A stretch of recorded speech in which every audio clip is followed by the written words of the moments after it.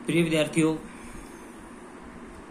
कक्षा 11वीं की हिंदी व्याख्यान में एक बार फिर से आप सबका हार्दिक स्वागत है।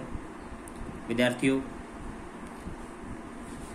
हम पढ़ रहे थे आपके पाठ्यक्रम में निर्धारित पुस्तक आरोह में संकलित यात्रा वृत्तांत स्पीति में बारिश, जो कि श्री कृष्णनाथ जी के द्वारा रचित है। ये एक यात्रा वृत्तांत है और इसमें जो साहित्यकार हैं उन्होंने लाहौल स्पीति, हिमाचल प्रदेश का लाहौल स्पीति जिला, स्पीति उसकी तहसील है, स्पीति की यात्रा की और स्पीति के भौगोलिक, वनस्पतिक, वहाँ के जनजीवन के बारे में हमें बताया कि किस प्रकार से जो लाहौल स्पीति है वो हमेशा से एक स्वतंत्र क्षेत्र रही है। वहाँ जनसंख्या बहुत कम है और स्पीति जो है उसके अंदर अप्रतिकार की एक भावना हमेशा से रही है। चाहे वहाँ कोई शासक आया हो या वहाँ डायनामाइट के द्वारा पत्थर तोड़े जाते हों विस्फोट करके, तब भी किसी प्रकार का प्रतिकार स्पीति नहीं करती। इसलिए शायद वो अपने आप में अद्भुत है। उसी कड़ी में एक बार फिर से आगे हम आज इसी यात्रा वृत्तांत को पढ़ेंगे। लाहौल स्पीति का प्रशासन ब्रिटिश राज से भारत को जस का तस मिला है। यानी कि लाहौल स्पीति का जो प्रशासन है वो अंग्रेजों के समय से, जब अंग्रेजों का राज था उस समय से भारत को जैसे था वैसे का वैसे मिला है। जस का तस मतलब जैसे जिस अवस्था में था उसी अवस्था में मिला। अंग्रेजों को यह 1846 में कश्मीर के राजा गुलाब सिंह के जरिए मिला और अंग्रेज इनके जरिए पश्चिमी तिब्बत के ऊन वाले क्षेत्र में प्रवेश चाहते थे कि अंग्रेजों को जो है, अंग्रेजों से भारत को यह जस का तस मिला और अंग्रेजों को यह राजा गुलाब सिंह के द्वारा मिला था। तिब्बत में अंग्रेजी के साम्राज्य के दूरगामी हित भी थे। जो भी हों, 1846 में कुल्लू, लाहौल स्पीति ब्रिटिश अधीनता में आई।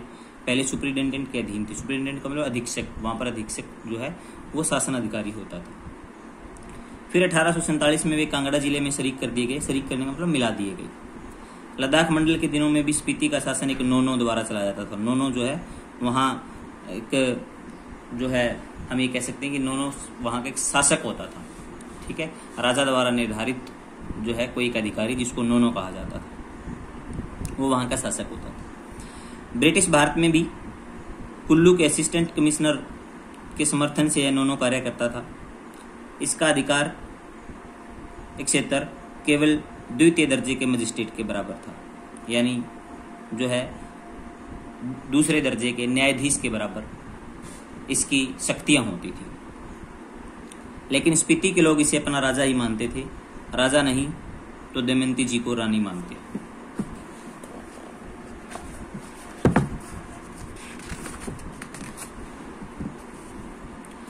सन 1873 में स्पीति रेगुलेशन पास हुआ, जिसके तहत लाहौल और स्पीति को विशेष दर्जा दिया गया।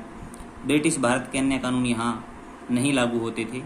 रेगुलेशन के अधीन प्रशासन के अधिकार नोनो को दिए गए थे, जिसमें मालगुजारी इकट्ठा करना और छोटे फौजदारी के मुकदमों का फैसला करना भी शामिल था।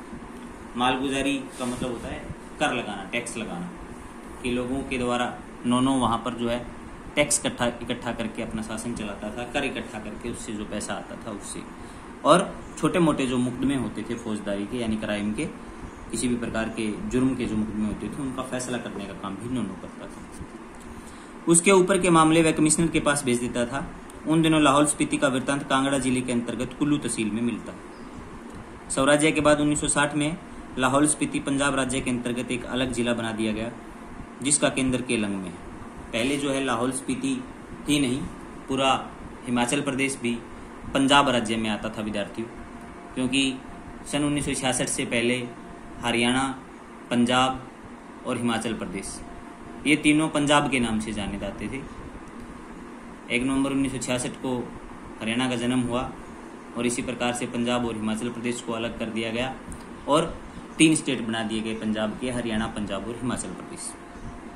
तो 1960 से पहले की बात कर रहे हैं, तो स्वराज्य के बाद 1960 में लाहौल स्पीति पंजाब राज्य के अंतर्गत एक जिला बना दिया गया, जिसका केंद्र केलंग में है। केलंग भी है वहाँ जो है स्थान का नाम है।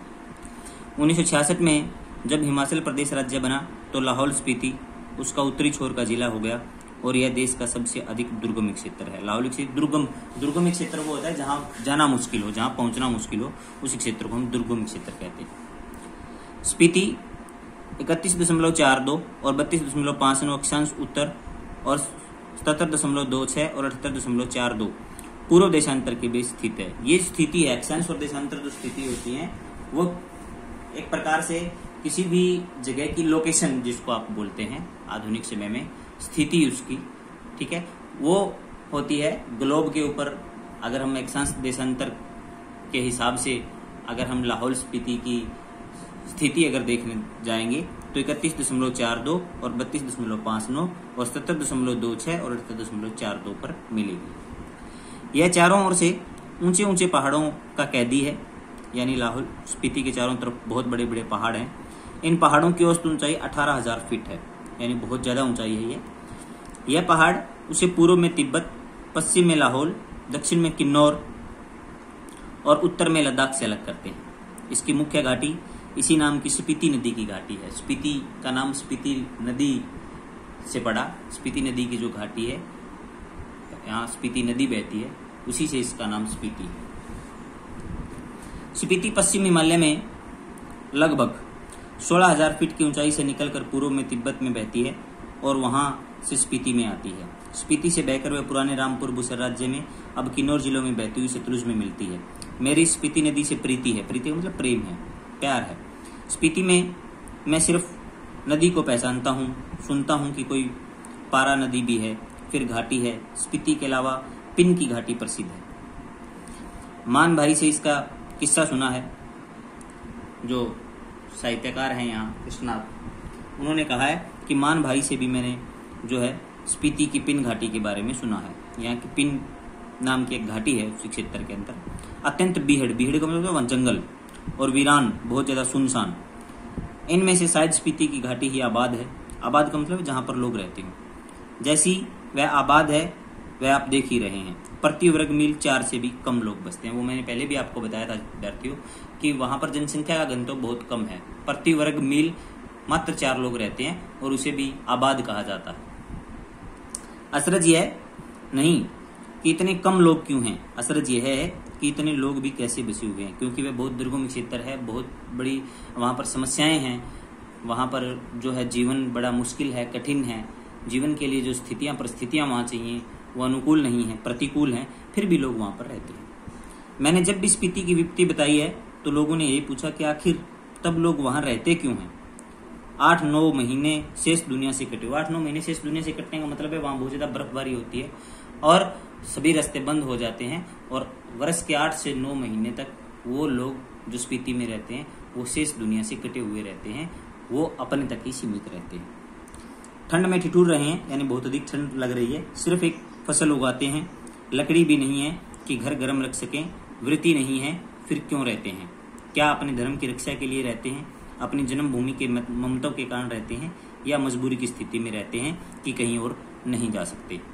तो विद्यार्थियों, आज का हमारा जो यात्रा वृत्तांत है वो यहीं तक।